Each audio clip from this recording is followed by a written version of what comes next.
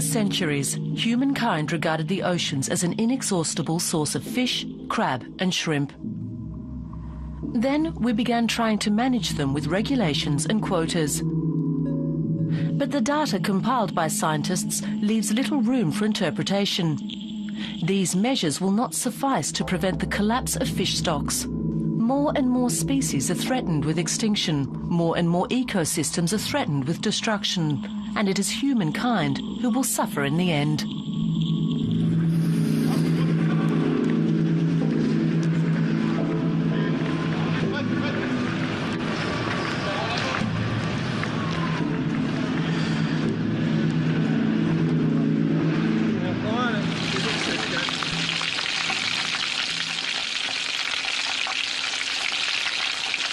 Fish is a valuable source of nutrition, rich in protein, healthy fats, vitamins and iodine. And fish is never boring. Fisch hat eine Vielfalt. Fish is so much more diverse than meat. You can serve it with cream sauce or with butter sauce. You can poach it with lemon, cook it with fat or without. You can practically cook it any way you like. Fisch ist dankbar für jede Zubereitung. Of the 16,764 species of fish in our oceans, humankind uses several thousand for food. For more than 1 billion people, fish is the most important source of animal protein. Fisch ist ein Produkt. Fish is a pure product of nature. There's nothing synthetic about it. It's something noble, something that ought to be treated with respect. We have to be aware that a fish has sacrificed its life for us, and in return, we have to treat this product with respect, try to use it sparingly, and make something good of it. Etwas Gutes daraus machen. Europe's biggest fish market still promises everlasting plenty. There's hardly a fish you can't buy here.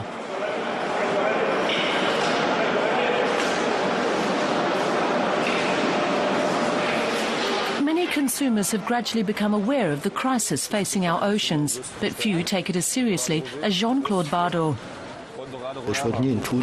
For example, I would never buy tuna fish. I'd be reluctant to buy skate. Tuna is an endangered species, so we can go without that. And skate is a fish that produces only about 100 to 150 young per year. That's nothing compared to the 100,000 eggs laid by a mackerel. So we should treat fish like this sparingly. There are alternatives. Shoppers here can still choose between more than 100 types of fish and shellfish. Die haben noch Charakter, ne? Nehmen wir auf jeden Fall mit. Ja. Das ist ein sehr schönes Tier.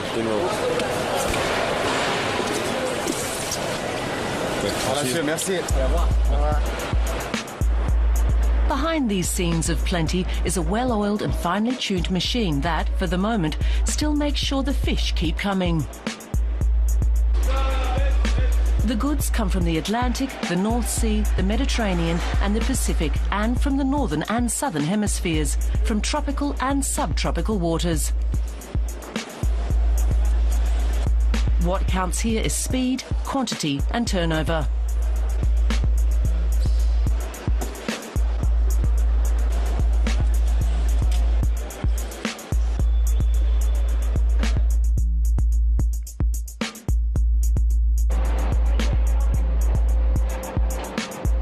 Every year, about 150 million tons of fish are consumed around the world. About 1.5 times as much as pork, for example. Scientific studies have shown that some 80% of all fish stocks have been exploited to their biological limits or beyond. Researchers will be left to find out what effects all this will have on our oceans.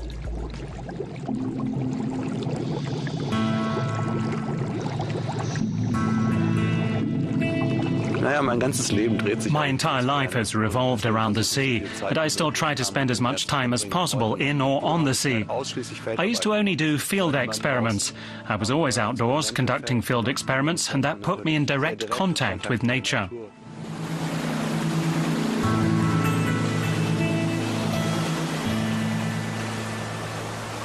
The marine biologist Boris Wurm has spent more than 10 years analysing how large-scale fishing changes the oceans. My focus changed because of an experience I had 10 years ago in the field.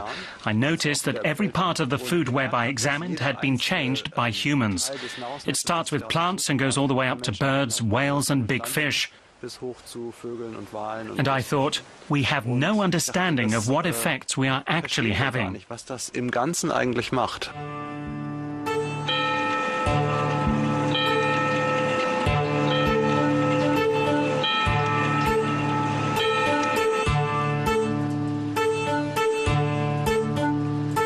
The dramatic effects of fishing do not become apparent until the data are compiled from all oceanic regions.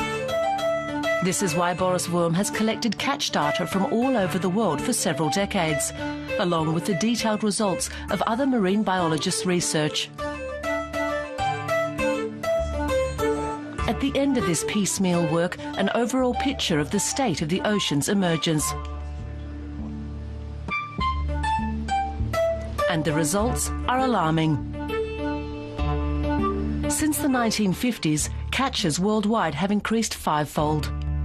In the same space of time, the amount of fish in the sea has been reduced by half, especially in coastal regions, but also on the high seas and even in the depths of the oceans.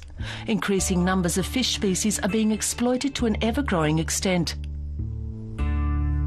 Some 15% of fish stocks are on the verge of total collapse, and many more are headed the same way.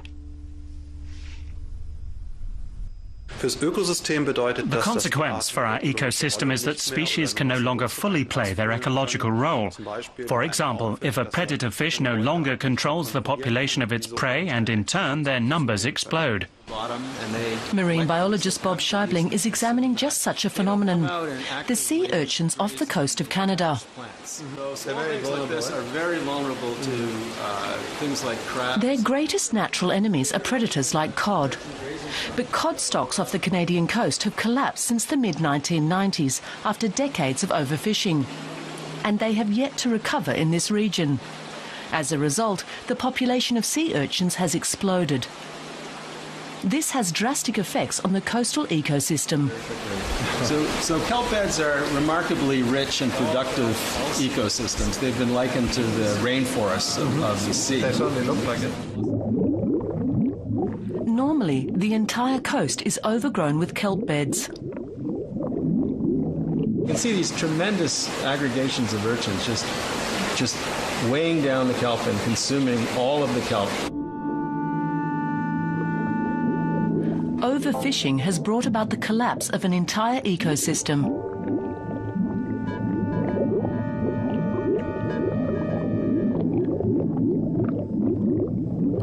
Many more oceanic ecosystems are threatened with the same fate. In the course of my work, I have been surprised time and again by how global these changes are. If we look at different oceanic regions, such as the North Sea, the waters off Africa, the middle of the Pacific, we see similar changes because people behave more or less the same in all these places. This is very worrying.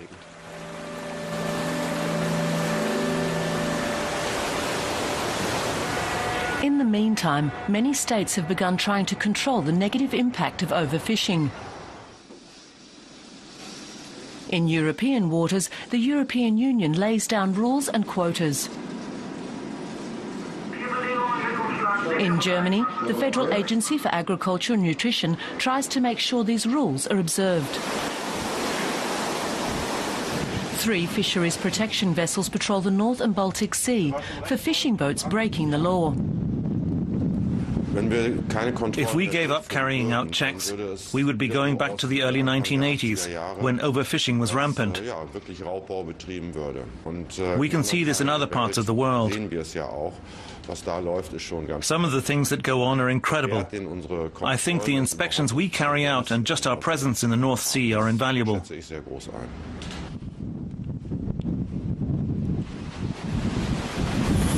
The inspectors are ship's officers with additional qualifications as fisheries inspectors.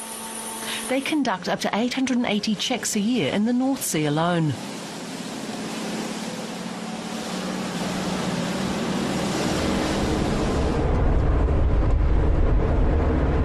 list of regulations they have to make sure are being upheld is impressive.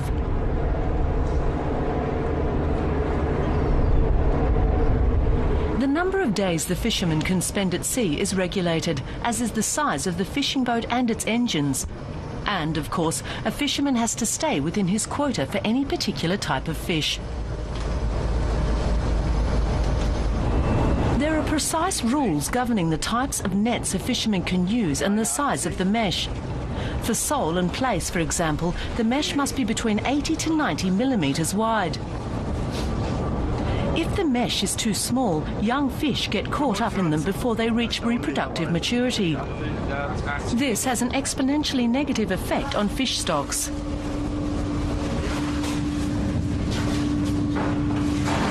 In the cool room, the inspectors look for species for which the fisherman has no licence or quota. In this case, cod would be an infringement. They also check that the fish aren't smaller than the minimum size allowed. The minimum length is 27 centimeters. We can see this fish is more than 27 centimeters long, so it's okay. However, the strict rules only apply to catches brought ashore by the fishermen. What they catch at sea is irrelevant. But that is exactly what counts when it comes to protecting the oceans.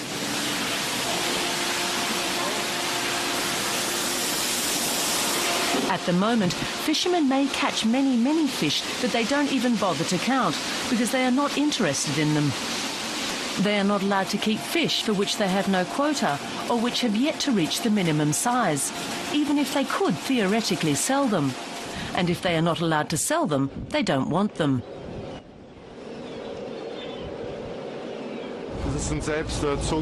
They throw back sole, starfish, crabs, mussels, dabs, and most of them are dead already. All the same, this fisherman has not broken any rules. There was 85% bycatch, which had to go back overboard. There's nothing we can do about that. That's the way the laws are. They have a certain mesh size, and there's nothing we can do about the bycatch. Nothing at all. I think that's terrible. It's as if a farmer had a herd of pigs, and he killed and buried 85 of them, and only brought 15 to market. I think it's absolutely awful.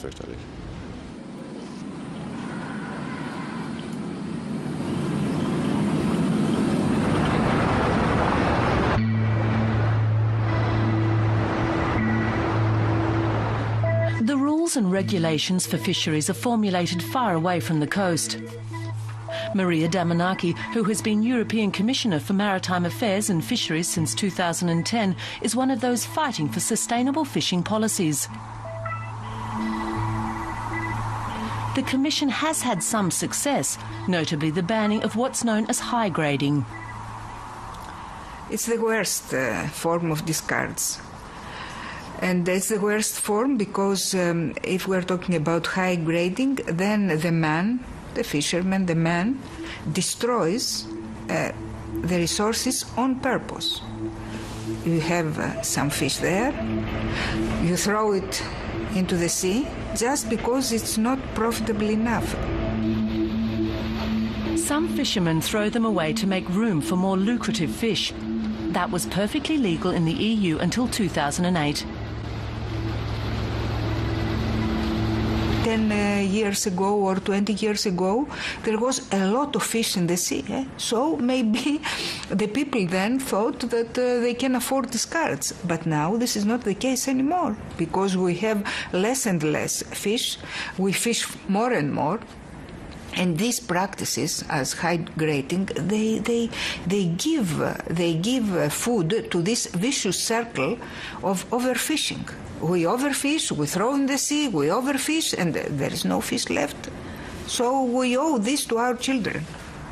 I'm trying to persuade everybody that we just accept what the scientists tell us about fishing mortality and try to do.